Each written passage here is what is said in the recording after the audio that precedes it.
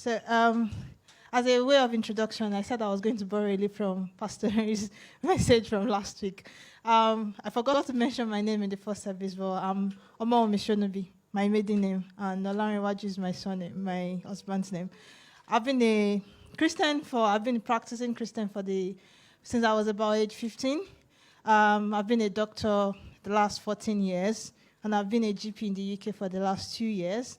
And I've done some courses on lifestyle medicine, and I'm in the process of getting more certification. So I do hope you think I'm worthy to speak to you concerning this topic.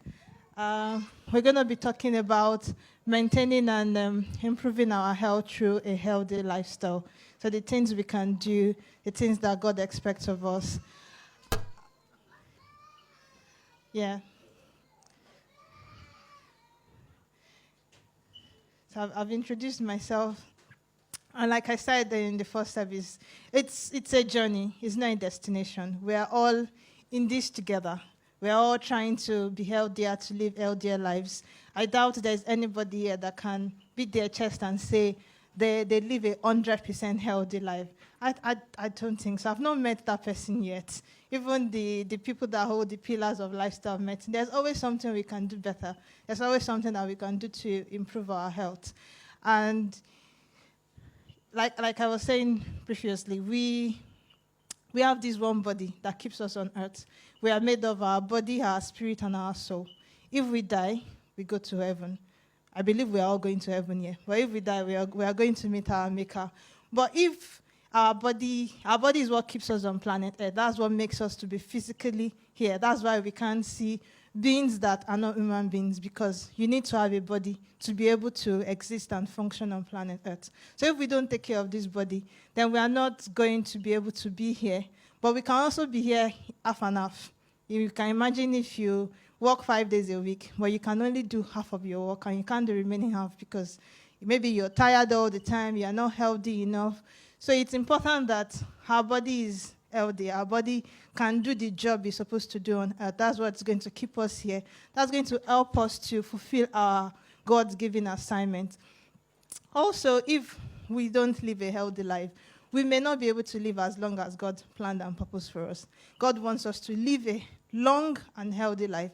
But if we are not taking good care of ourselves, and people's lives are being cut short by cancers, by chronic diseases, by illnesses, then some people die at age 40-something, 50-something, 60-something, and they can get to heaven and they will realize that they missed out on a lot that they could have done because they were not physically here on earth. So it's really important for us to talk about how we're going to keep ourselves healthy. So what we're going to be focusing on, what the Bible says about our health. And I'll try to rush through that because I did see that we are more interested in the remaining part of the talk. We'll talk about our health metrics as well. We'll talk about a healthy diet, exercise, sleep, and some take-home message. And hopefully we have some time for question and answers as well. So we're allowed to bring out our phones now. We're going to be doing some questions. So we're going to show you a QR code. And if you open your camera, you'll be able to log on to Slido and answer some questions. It's anonymous, so don't worry. Nobody's going to see what you put in.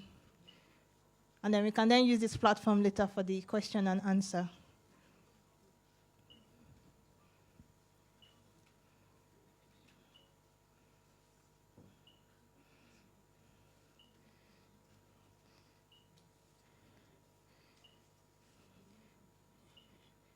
Right, okay.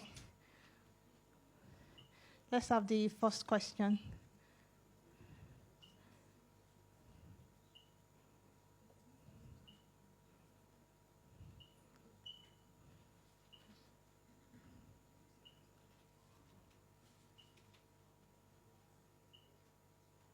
Have we all got it? Yeah, okay. So the first question is, on the average, how many servings of fruits or vegetables do you have in a day? And a serving is like a medium-sized banana, a medium-sized orange, a medium-sized apple, a handful of grapes, or a handful of vegetables. So that's what will constitute a serving.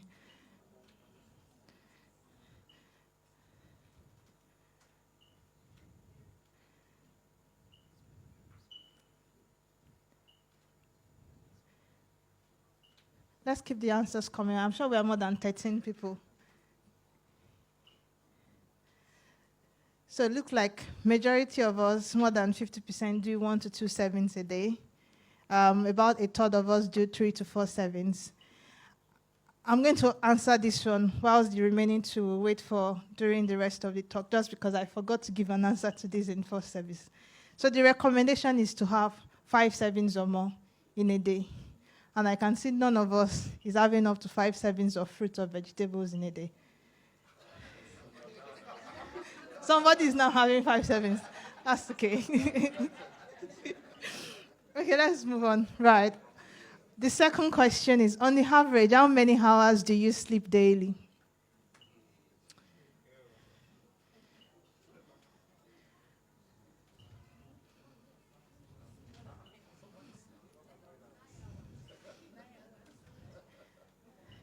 Probably the person is a child, the person that is sleeping more than 9 hours. Okay, so it's about half an hour, sort of between 5 to 6 hours and 7 to 9 hours. Some people are sleeping 3 to 4 hours. And I suppose there's only one person that is sleeping more than 9 hours. Okay. On the average, how many times do you exercise in a week?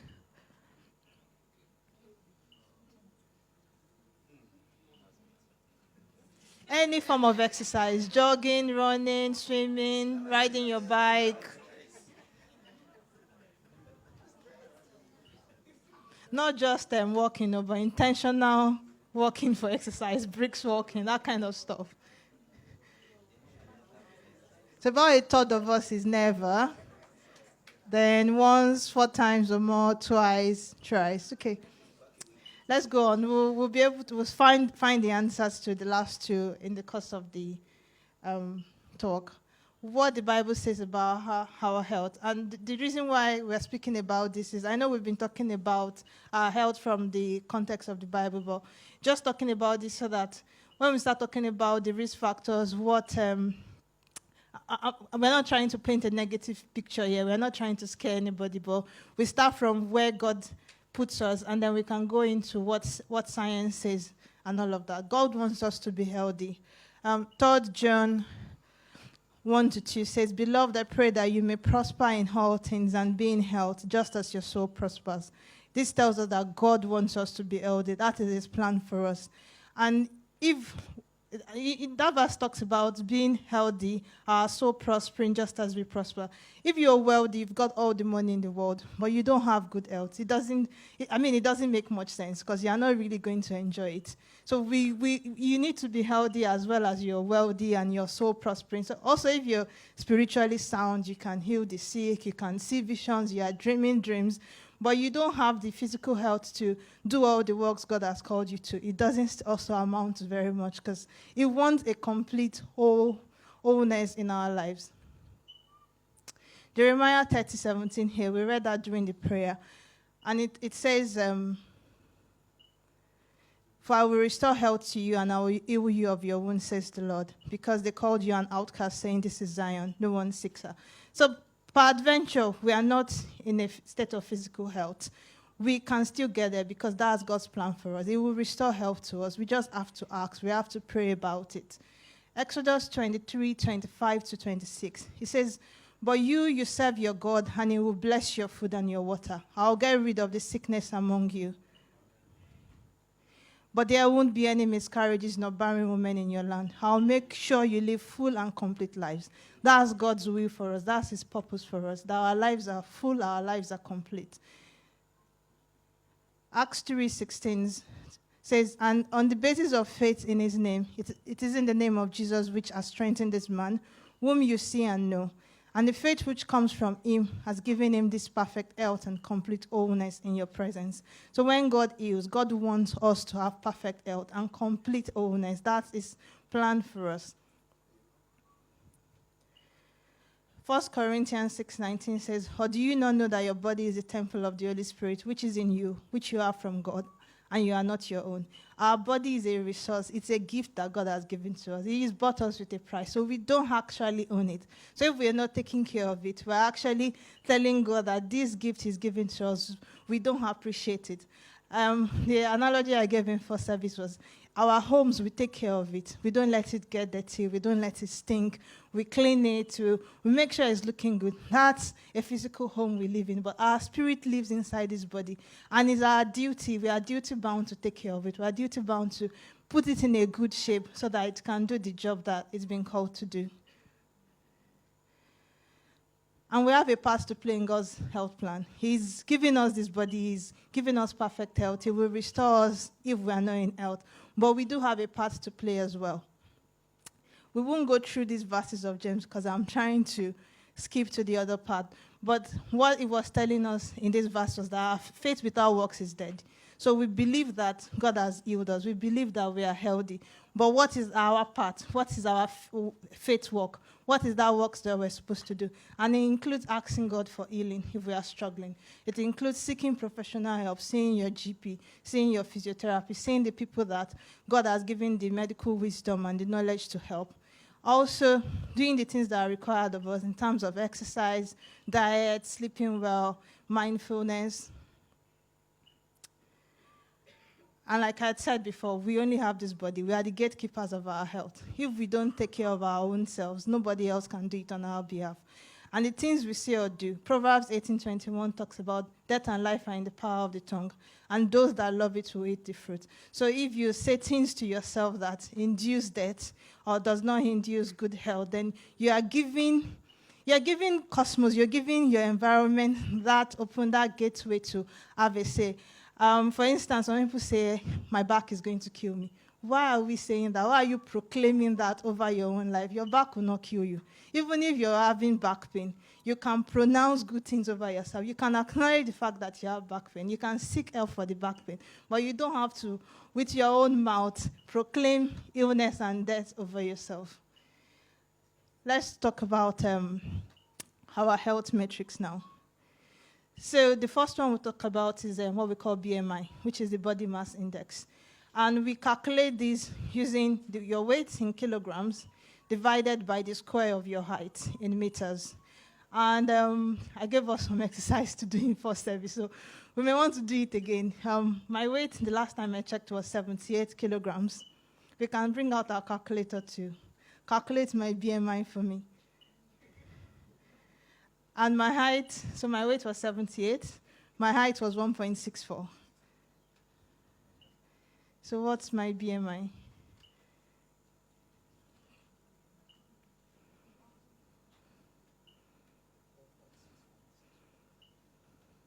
So it would be, the way I calculate it would be weight divided by height divided by 8 again. Or you can do your height times 2 first, then your weight divided by that.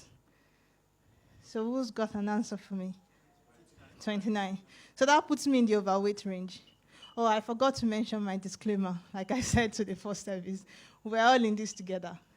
It's as much a journey for me as it is for everybody else as well. There are some things I'm doing really well and I'm proud of myself, and there are some things I'm like, Umi, you can do better.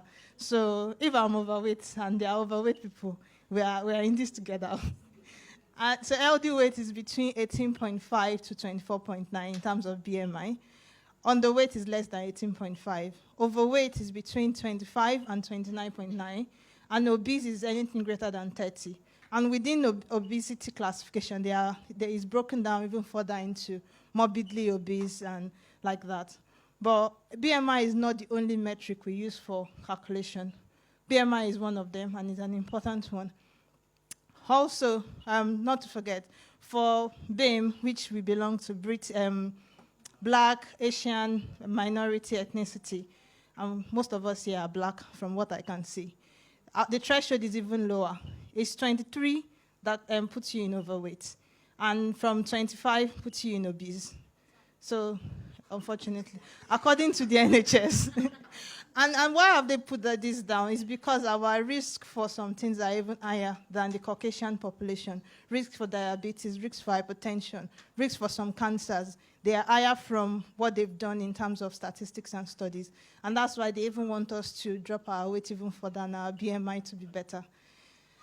You can be slim and not be healthy. So you can have Being underweight is not good, but your weight can be in the normal threshold and you are still not healthy based on other parameters. So if you're slim, but there are other things that you're not doing so well, it can still increase your risk of. I've seen some people that are BMI wonderful, they have diabetes, they have hypertension, and some of it is because of genetics, because of other, and there could be other things like diet and other things we'll be talking about. Blood pressure is also a metric of good health. And what we want to see if you're doing your blood pressure from home is that it's not more than 135, which is the higher number. We call that the systolic. And 85, which is the lower number, the diastolic. If we check in clinic, what we are aiming for is 140/90. But we would rather prefer you to check at home because there's also other reasons why your blood pressure can go up just by coming to see a doctor that will tell you bad news. So if we go to the next slide, to check your blood pressure, this is a diagram showing us how we can check our blood pressure at home. You want to be sitting, you want to first of all be rested. You don't want to do it when you've just come back from running or climbing stairs. So you're in a state where you're a bit rested. You're sitting with your legs on the floor, your arm. So you want to get your, what we call the SFIG or the blood pressure monitor by maybe a table beside you. And your hand should be about where your heart is. You put the cuff around your arm just a little bit above your elbow, and you get it running. We'll do about 2 to 3 readings, take the lowest reading, and we'll want you to check that twice a day for about 7 days. And then when you find the average, what we want to see is the less than 135/85. That's a metric of good health. If it's higher than that, please see your GP, because you might be able to do things to bring it down now rather than it getting worse. And the reason why we don't want high blood pressure is it also increases the risk of stroke, of heart attack, and other things. We want you to be healthy. Next slide. Other metric, waist circumference. I forgot the value in the first service, but I know it now. So when you want to check your waist circumference, you want to put like a tape measure around your belly, just a little bit above your belly button. Breathe out, not excessively, just the normal way you breathe out. And then you want to check where that is. So if you're a man and it is more than 94 centimeters, or you're a woman and it's more than 80 centimeters, that means you have what we call central fat, central adiposity. And what is bad about that? This kind of fat is bad because it's fat around your organs, around your intestines. Also, it's likely you have fat around your heart, fat around your lungs. This fat is not good. We don't want to be seeing that central belly, what do you call it in Africa? Pot belly. We don't want to see it because it's a marker of bad health. It's a marker that you are releasing. It also means you probably have what we call insulin resistance, which is a risk factor for diabetes. So that's one of the reasons why it's not good. In terms of cholesterol, blood sugar, those are blood tests that your doctor can check. Blood sugar, we can check for fasting, which means you've not had any meal from about 10 p.m. the night before up to the time you have the blood test, which is usually in the morning. Or we can check what we call HbA1c, which checks your blood sugar, the average of it over the last 3 months. Cholesterol. Cholesterol is like fat particles that you can find inside the blood. The analogy I gave the previous service was, if you pour oil or fat, animal fat, down your drain pipe, once it gets cold, it solidifies. And then if you keep doing this over and over again, if there's any plumber in our midst, they know that at some point it will get completely blocked. So imagine you have this kind of fat that is getting slowly built up in your heart vessels, in your big vessels, or even in the small vessels. And after a while, it can completely cut off blood supply, which is why some people have heart attack, because at some point, one blood vessel is completely blocked off, and there's no blood to one part of the heart. Or it can cause stroke as well. So if for instance, you have a family history of high cholesterol or diabetes, get yourself checked. At least know that you're on the safe side. And if you're not, start doing something about it. If you're 40 and above, there's free NHS check that will check all these health metrics, most of it really. And you can walk up, if you've not had an invitation already, you should be getting an invitation soon. Or you can go and tell your GP that, reminder that I need my health check invitation. Heart rate. Heart rate is also a marker of if you're healthy. We want your resting heart rate to be 60 over 200. And what is resting heart rate? That's when you're not doing any strenuous activity, you're just your normal self, walking at a normal pace, or sitting down. How can you check your heart rate? Smartwatch can check for you. Or if you put one hand against your wrist on the inside, just like this, you can feel some pulsation. And then you count that for 60 seconds. And what you get should be between 60 to 100. For some people that have been doing a lot of exercise, doing a lot of running, a lot of aerobics, if you see people that are doing marathon running and co, their heart rate can be much lower, around the 40s. That's good for them.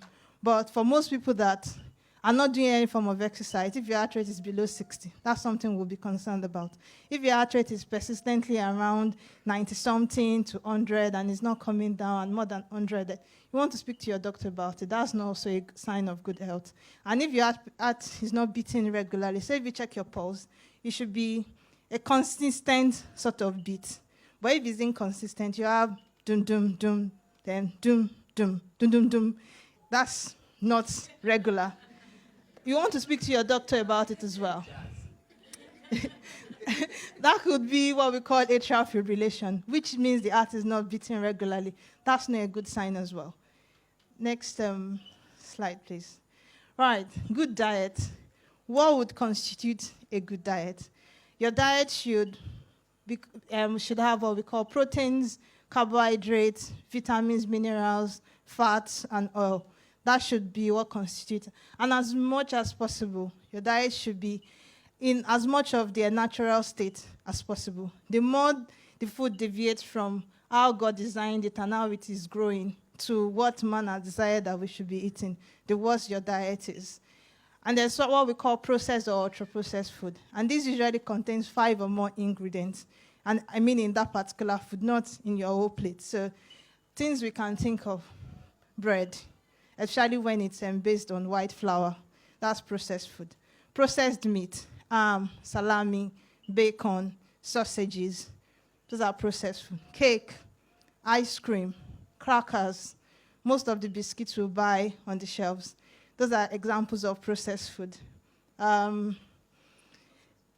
things, if you see them in the ingredient list, will give you an idea that the food is processed. So if you look at the ingredient list behind what you're buying, so if it says high fructose corn syrup, it's likely they've added extras, because high fructose corn syrup is something they use to sweeten food.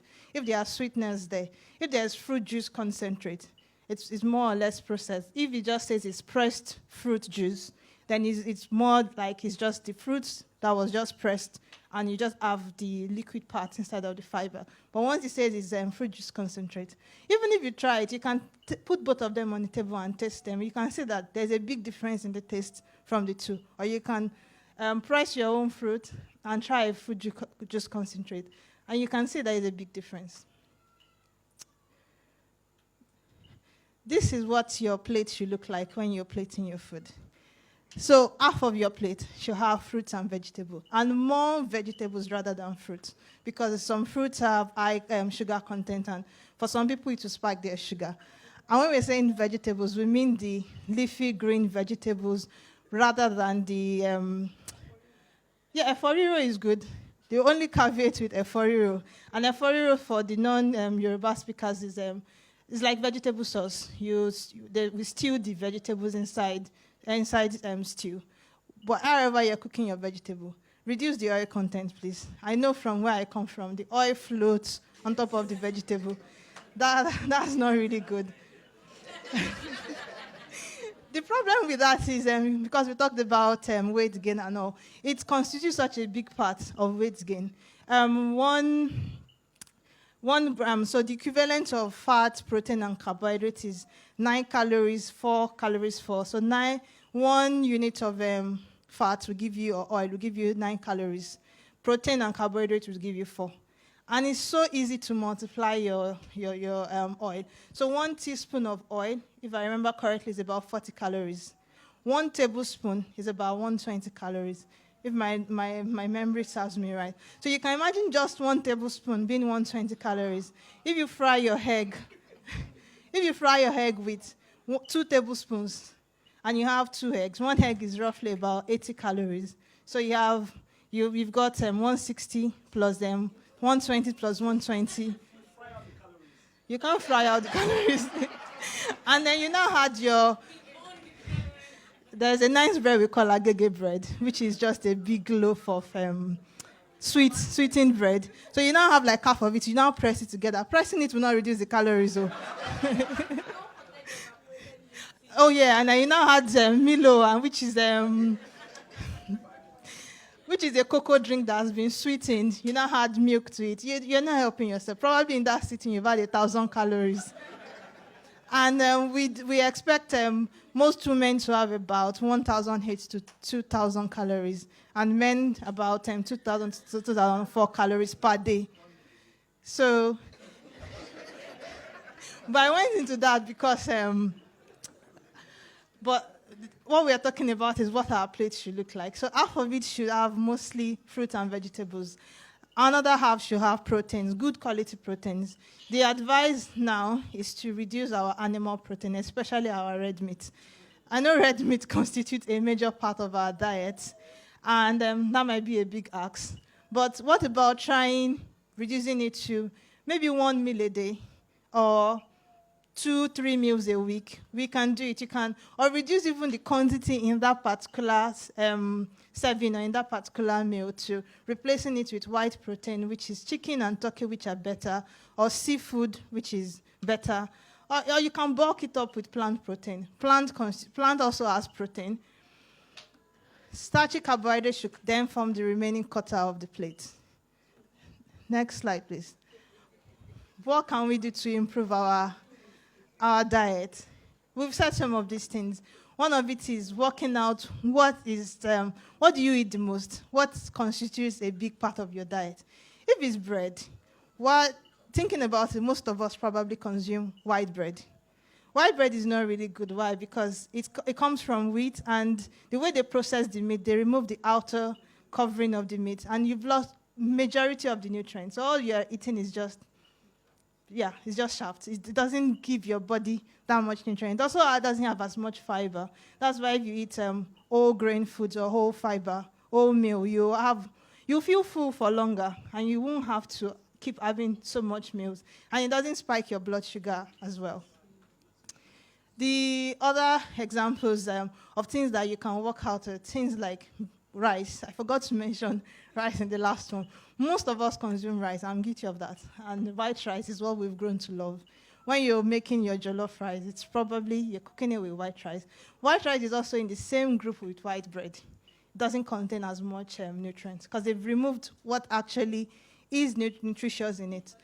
Ofada rice is a good alternative because I was looking at, I've tasted brown rice here and it wasn't really tasting nice. But if you can't do brown rice at all, what about limiting the number of times you consume rice in a week? Ofada rice is a better alternative. Other options for grains, beans is good. We do eat a lot of beans from our side of the world. And the way we cook beans, aside from moi moi and akara, is good.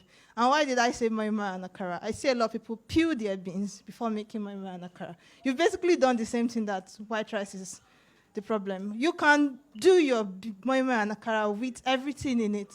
Get a good blender. Blend it. You will still see all the black particles in it, but you know you are feeding your body healthy. Yeah? So we can do it.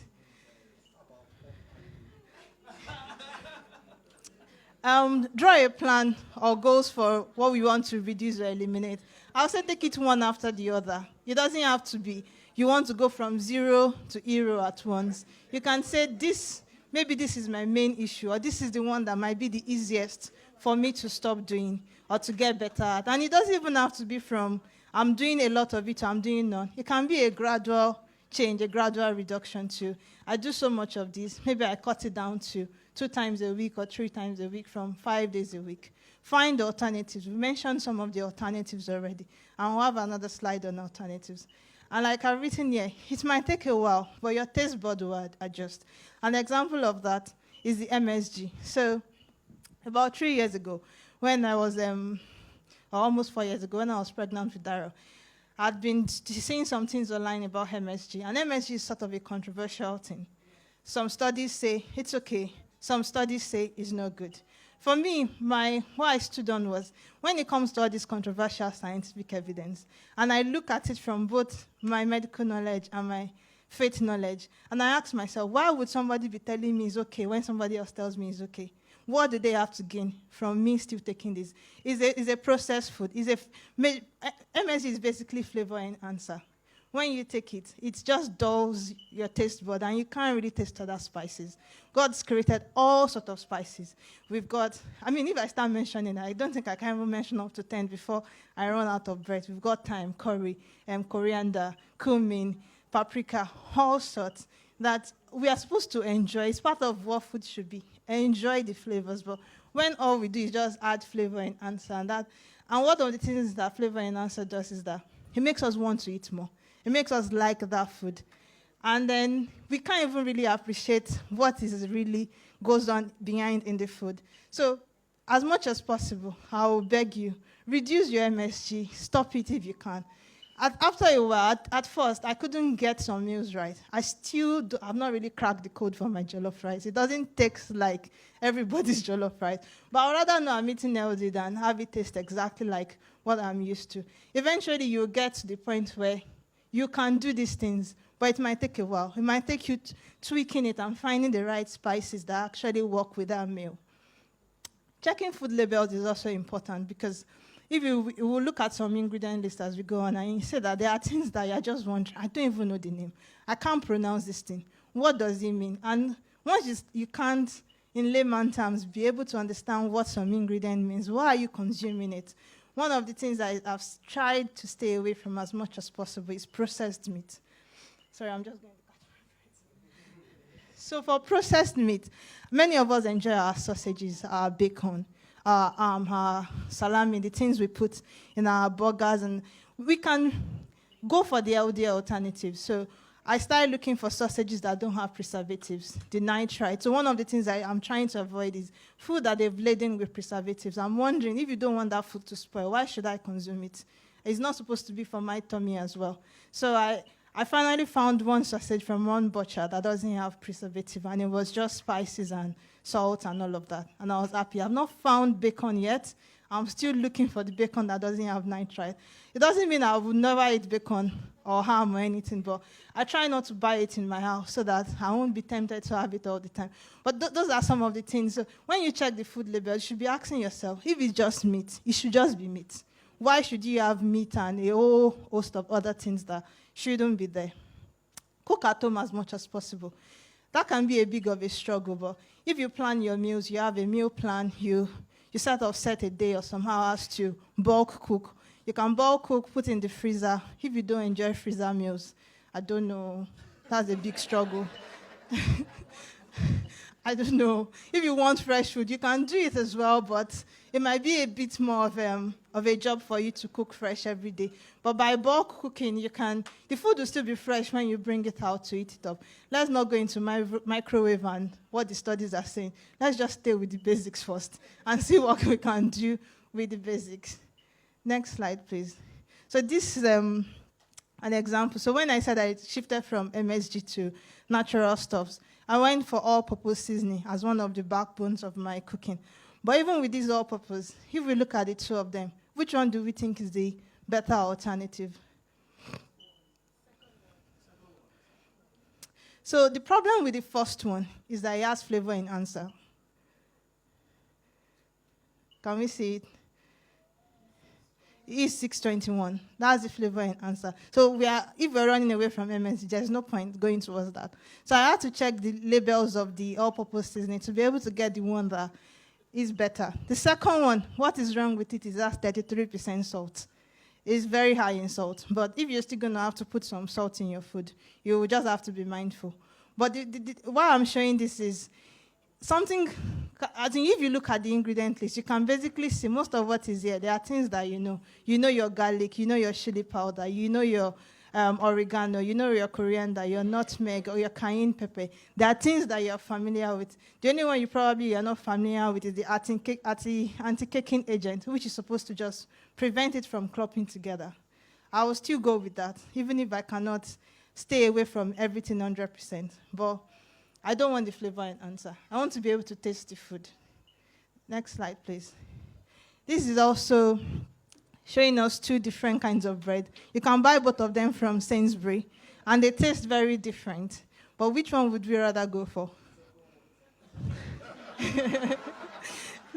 So the second one is better, because when you look at it, it's basically just wheat. So they've said fortified wheat flour, which contains wheat flour, calcium, iron. So the iron, and thiamine, they are all just vitamins that they fortify the flour with. And the rest is water, salt, yeast, and treatment agents. If you bake your own bread at home, this is probably the basic ingredients you use to bake your bread, except you are adding extras. And if you're baking at home, or like I said earlier, go for your flour that is wholemeal or whole grain. You can do 50-50 to start off with. That might improve the texture of the bread. I do bake bread at home, but I have a bread maker. I'm not planning to knead bread for 15-20 minutes. It's too much hard work. And equipment that can make your life better, they are available over the internet. Some might need a big saving to get to. Yeah, Thermomix, from some of our people that use it here. It's a wonderful equipment. There are other equipment that can help, but the point is we can do better.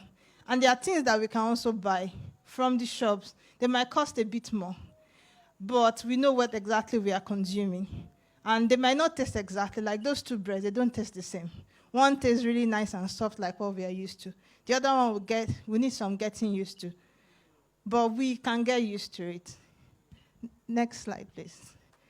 I'm picking on instant noodles because I was going to put it on one of my posts, but my Slido would not let me do 3 questions. I mean, if I ask here, I'm sure we'll get more than 50% that will say they've had instant noodles, which are the common brand we have from Nigeria is Indomie. But there are lots of instant noodles brands. A lot of people would have had like 1 or 2 in the last week. Instant noodles is not good because it's one of the highly processed food. It has a lot of MSG. It doesn't have much fiber. It has a lot of fat, a lot of protein, a lot of carbohydrates. It has a lot of sodium. These are things that spike blood pressure, and they can increase the risk of diseases. What are the alternatives? Not that the alternatives are the healthiest alternative, but they are definitely healthier than instant noodles. Egg noodles is an alternative. Rice noodles is an alternative. I do get a bit cross and upset when I see people feeding their children with instant noodles. It's one of the things I think is really unfair to the younger generation. If we choose to live an unhealthy life, it's okay. We are adults. We can be responsible for our own health. But let's not do the same to our children. Let's not start them off in a wrong way. A lot of adult obesity comes from what people have consumed in their childhood, and they're all adding up later in adulthood. And a lot of our bad food habits comes from the things we've been doing from before. I said in the first service that one of the bad food habits I have is that I do a lot of emotional eating. So I'm feeling happy, I go to food. I need to celebrate this food. I'm feeling sad, and there won't be nice food though. There will be things like cake, there will be things like ice cream. At least I'll cut off soda. That's one of the good things I've done. But many people that do emotional eating do that because that's what our parents gave us food as reward for doing well. Or they took away food as punishment for not doing so well. So let's think about some of these food habits, food psychology, things we are doing that will probably set up our children for failure, for diseases later in life. If we are battling with it, we don't have to give them that same platform to battle with it as well. Next slide, please. Yeah, so these were just examples of healthy alternatives. So whole wheat, so anything that comes from wheat, you can go for the whole grain. So you don't want, how did they define it? So when they say it's fortified, it's enriched, it's still sort of white bread mixed. You can basically buy your own wholemeal or whole grain and then do 50-50 and mix it up if you want. For oats, your rolled oats is better, which is also called old-fashioned oats. It's better than your porridge oats. But oats generally is still better than a lot of other things. Brown rice or further rice is better than white rice. But we have a lot of other good food. Your yam, your potatoes. Please eat your potatoes with the skin on. That's where the nutrient is. Other things that are good, your lentils, your quinoa, if you're going for couscous, you want to go for the wholemeal couscous. Your plantain, your yam, your beans. There are also healthy alternative foods that we have and is available. Exercise. We did ask previously how many people do exercise in a week. And it says an adult should do some form of physical activity every day. We don't want to be couch potatoes. Some of us, I hope that our children are not here so that they won't say, I said so. We sit on our chair and send them on all the errands possible at home and basically do nothing. I mean, please send them errands that you want them to do, but we should move about as much as possible. Even if you manage to exercise just once or twice a week, that can reduce your risk of heart disease or stroke. Aerobic exercise, as well as strengthening exercise. Anybody above the age of 50, or women that are becoming perimenopausal or menopausal, it's advisable that you do strengthening exercises. And that's when you use weights, whether it's your own body weight or an external weight, and you're focusing on muscle groups. And that will strengthen the muscles and help with your overall health. The NHS advises that we do at least 150 minutes of moderate intensity activity a week, and that's about 30 minutes times 5 days.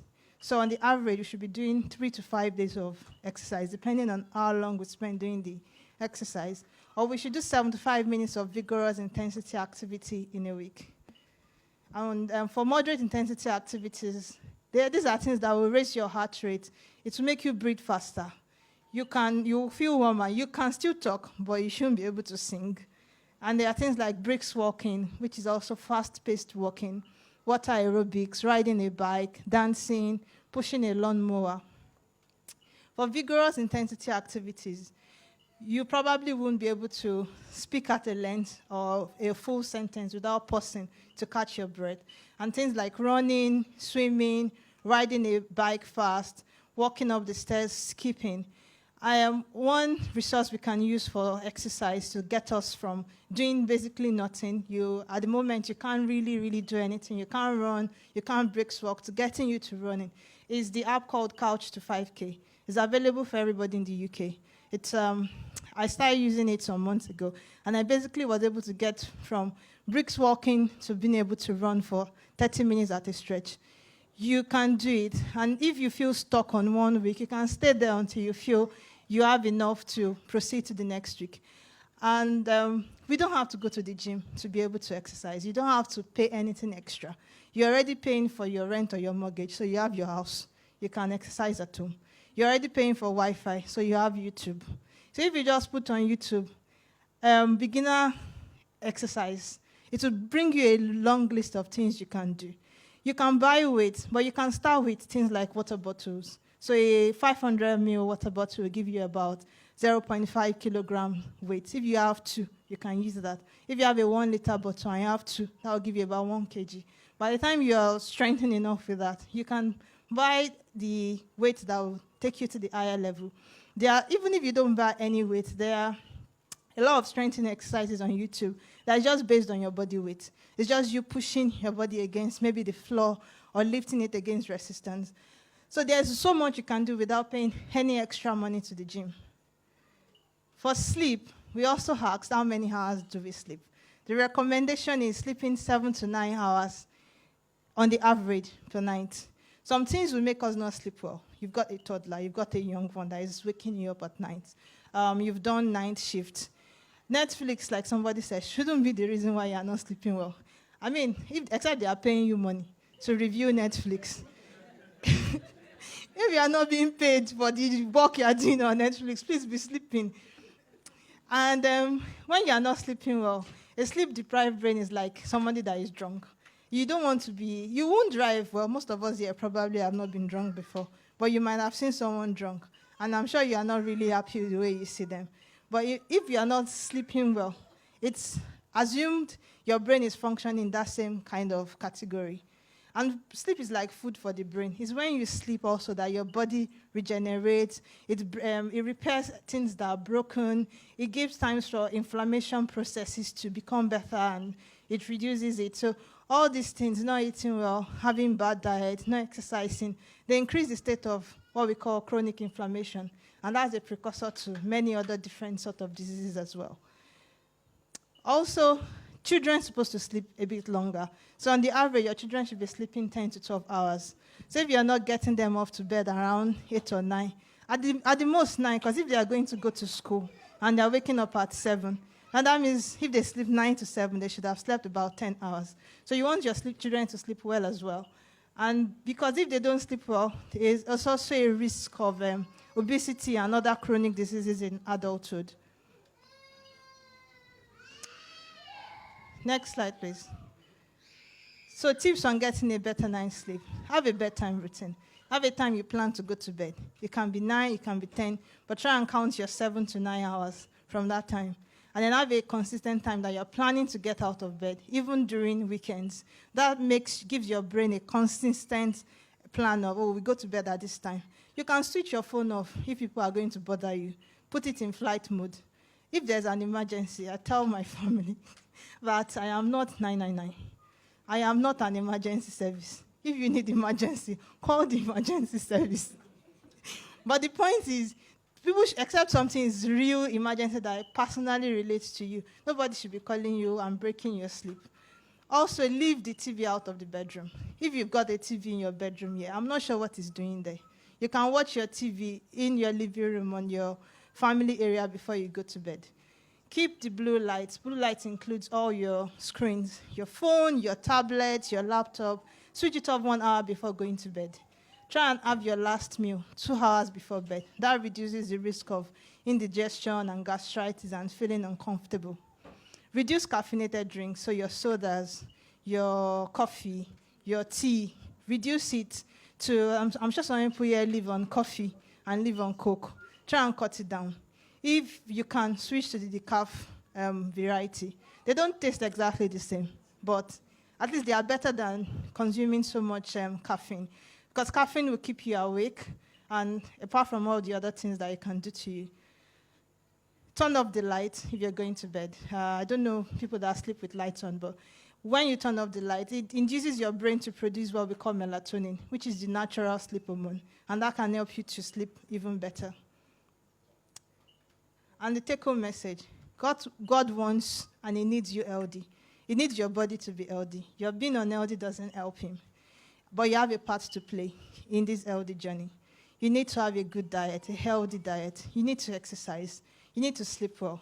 And above all else, the Holy Spirit is our helper. In whatever area, in whatever part of our lives that we are struggling with, we can definitely ask for help. The example I used previously was when my son was struggling with just wanting to eat some particular food. I did ask for help, and he gave me the help I needed. He just started having everything, and it's been a wonderful help to me, because I was like, how can I be telling people you should do better? And in my own house, we are not doing well enough. So ask for the help. Some things will be quick answers. Some things will be years or months or days, but the help will definitely come to us. Thank you so much. I'll say a short prayer and then the questions. Okay, maybe we just go to the questions then. So exercise in terms of sexual health. Can a rigorous, regular sexual activity be a form of exercise? The answer is not really. Because I doubt that you can do rigorous sexual activity for up to 150 minutes in a week. I doubt it. If you can, maybe kudos to you. But I don't think most human beings will be able to do that. So it counts as a physical exercise, but it doesn't count in these 150 minutes of moderate intensity or 75 minutes of vigorous intensity. Can excessive workout damage the body? The answer to that is yes. Especially if you are doing a lot of exercise that uses the same kind of joints over and over again. Even when you're doing strengthening activities, so when you're lifting weights, you're supposed to have rest days. And those rest days are for the days for your muscle to to recover, to repair. Because usually, let's say you've been lifting 5 kg, and then you start doing exercise and start lifting 7.5 or 10 kg, you probably will tear some muscles in that process. That's probably why you go home feeling really sore, feeling really bad in yourself. But you need that time for your body to restore. So overdoing exercise can hurt the body. Even some aerobics, overdoing them too. So some people cannot do a lot of running because maybe they already have arthritis or they already have knee pain. But you can do other forms of aerobics. You can do swimming. If we don't know how to swim here, it might be a bit expensive, but it is a wonderful form of exercise. It exercises all the muscle groups in the body. It even exercises your lung, because you have to have time when you are under the water and you're not breathing, and times when you come out and you have to take in breath. So if you can't do swimming as an adult, try and get your children to learn swimming. But it's a good form of exercise compared to most of the other aerobics. Are sweeteners a healthy alternative for sugar? My answer is no. And I think from what I've read, there's only one sweetener that is natural. I can't remember the name of it though. Sorry, ma? Monk fruits. Okay. But most sweeteners, they are man-made. And what we are trying to stay away from here is anything that somebody has decided to stay in the lab and put together and think is good for us. There are studies too that says sweeteners are bad for our health, and they are linked to, I think aspartate is one of the major ones that they found that they are linked to some form of cancers and diseases. The other ones, they've not been able to give us a clear-cut association.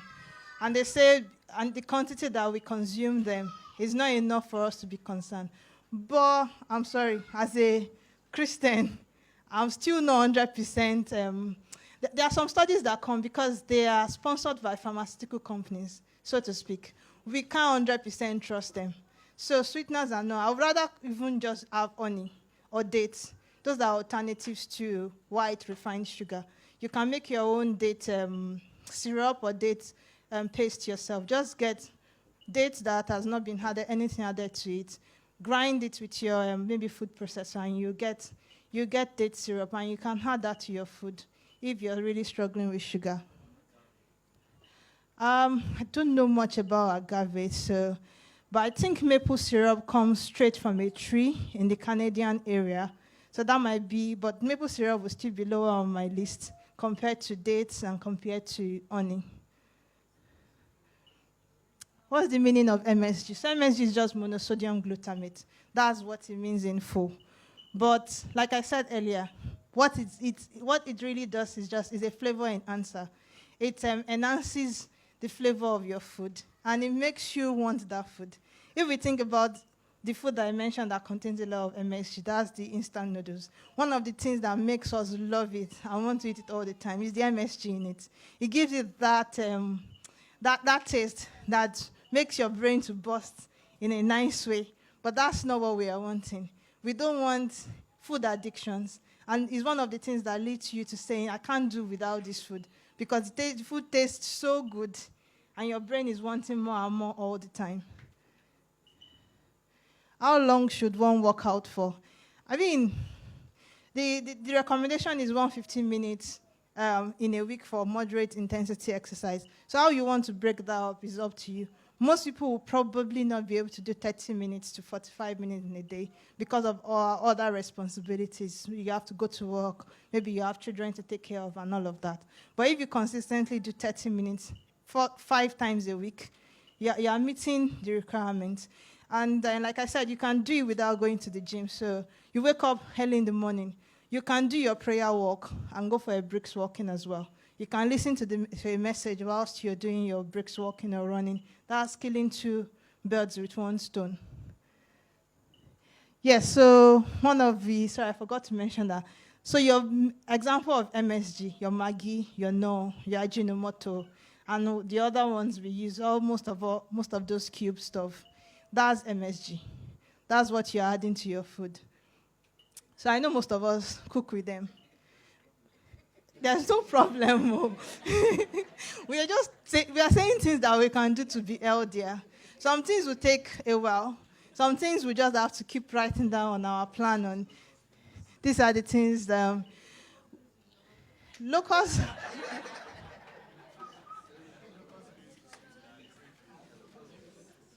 So, but I can attest to the fact that I've been cooking without MSG for the past 3 years. Yes, and I won't say I got it right the first time for everything. For some things, I had to tweak it. Like beans, I generally cook with honey beans because I find that easier to just put salt and all. It doesn't need anything extra. I've not tried cooking other kinds of beans because I don't want to. I want to also feed my family in a way that they appreciate that the food, they can enjoy the food. So it's finding alternatives that would work for you. For jollof rice, I cannot say I've completely cracked the code for that, but it's getting better. I'm getting closer to making it taste like the Nigerian jollof. But for the local foods that we cook, the vegetable soups and all, I use locust bean, which we call iru. I use crayfish. And then when you cook your meat, if you stock it properly with your all-purpose seasoning and all the other seasoning you like, once it has good flavor, you can use that as a base for building your soup or your meals or the rest of it because it already has a lot of flavor coming. And your basic spices, your garlic, your ginger, your thyme, your curry, your bay leaf, they will go a long way in getting you there. I don't think there are any more questions. All right, what will you advise on taking weight loss medicines to curb appetite? So we addressed this in the first service as well. So, like I said previously, weight loss is a complex thing. The way we see it in lifestyle medicine now is that obesity is in the same category with other chronic diseases like diabetes, like hypertension. It's not an easy thing to just say, eat less, move more, and then you lose weight. Those are still the fundamentals of weight loss. But for somebody whose BMI is in the high 30s and more than 40s, it's very unlikely the person will be able to come down to a healthy weight range without any help. And this help includes things like medications. An example is Ozempic. Unfortunately, at this moment if somebody doesn't have other things going on in the background, like diabetes, we won't be able to prescribe Ozempic to the person. That's where we are at, but it can be bought over the internet. It's expensive, though. There are not enough long-term studies to tell us at what point somebody that is taking Ozempic can stop taking it for weight loss. But even if somebody is taking Ozempic, they still have to do all the other things to support the journey. They still have to have a good diet. They still have to exercise. They still have to sleep well. It's still, even for the people that go for bariatric surgery, which is the most advanced form of treatment for weight loss, they still have to do those things. And for what I know about bariatric surgery, the person won't even be offered those things if they are not already trying. They can't show evidence that they are trying to live a healthier life because the surgeons want to know that once they put the person under the knife and they use those treatments, you won't come back to the same weight range again. What can we do to improve a toddler's eating habit when you only just eat one particular meal? I'll say my first answer to that, because it's work for me, is prayer. Let's start from the basic. We are children of God. It's an advantage we have. We are not going to throw away our advantage and behave like non-believers. We're going to ask God for help. Because it's something He wants. It's something that He has provided for us. So we start asking for help. The second part is that we also have to model good behavior. So you can't be having sugary stuff, a lot of ice cream, a lot of cakes, a lot of cookies, and then expect your child to do better. They do what we do. They look at us and do exactly the same thing. If you are going to have a cookie and you're not going to offer your child, that's not fair. You're telling them that adults are one category, children are the other. So the things that you don't want your child to have, try and even keep it out of the house in the first instance. What I do for breakfast cereal, because I've not been able to completely crack the code of what my son will have for breakfast that doesn't contain, there is no cereal. I limited it to 3 cereals that I could see were healthier. they still have sugar and other things. And then what I do to boost them is I put a lot of seeds and nuts. So I buy all sorts, sunflower seeds, pumpkin seeds, chia seeds, all sorts of seeds. Anyone I find, I just start introducing and making sure there's no allergies to it. And I add it to it because something like chia seeds is a complete protein. It has all the protein you need. 1 tablespoon or 2 tablespoons in a day goes a long way.